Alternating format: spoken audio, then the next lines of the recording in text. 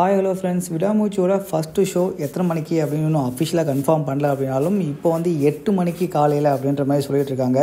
நம்ம எல்லாம் காலையில் 5 மணிக்கே ஒரு ஷோ எதிர்பார்த்தோம். ஆனால் இப்போ 8 மணி அப்படின்ற மாதிரி கன்ஃபார்ம் பண்ணிருக்காங்க. இன்னும் ஆன்லைனில் எதுலையுமே டிக்கெட்ஸ் ஓப்பன் ஆகலை. சார் ஒரு விஷயம் ஒன்று சொன்னார்.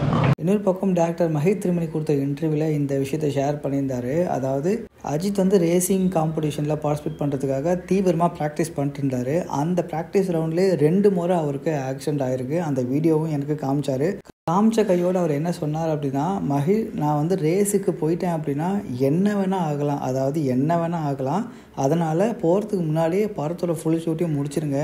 என்னை நம்பி பணம் போட்டவங்க இருக்காங்க, என்னை நம்பி இதில் வேலை செஞ்சவங்களும் இருக்காங்க. அதனால் யாரையும் வந்து நான் ஏமாற்றக்கூடாது. படத்தை 100% எடுத்து முடிச்சிருங்க.